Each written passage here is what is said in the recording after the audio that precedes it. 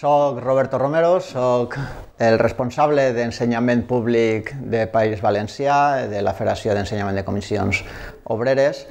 Hem aconseguit enguany un acord de comissions entre d'altres sindicats amb el Ministeri d'Hisenda, pel qual anem a tindre la major oferta pública d'una ocupació de qualitat fixa que ha hagut en dècades. Suposa en País Valencià la convocatòria de 13.000 vacants en 4 anys, que estaran repartides en una sèrie d'oposicions per a primària, secundària i altres cossos. En 2018 tindrem 3.000 vacants de primària i d'infantil i després vindran secundària, una altra vegada secundària, infantil i primària.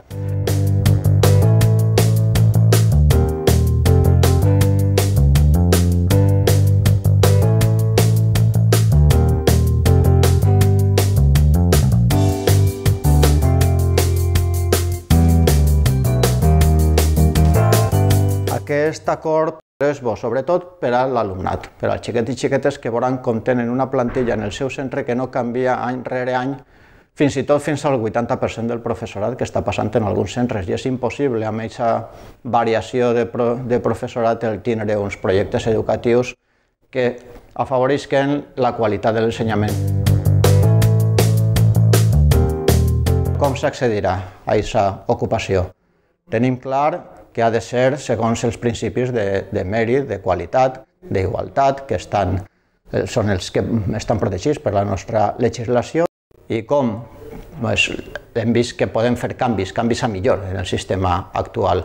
Podem eliminar l'eliminatorietat de les proves de la fase d'oposició per a que la nota siga més equilibrada, si és possible, que no depenga només d'una única prova.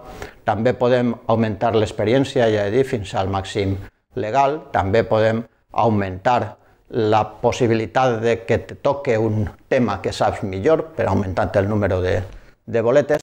N'hi haurà persones, moltes, que tindran una experiència com a interines que accediran a l'ocupació, i també hi haurà persones que hauran de tenir l'oportunitat, des de fora del sistema, per dir-ho així, d'arribar a tenir un lloc de treball en la funció pública.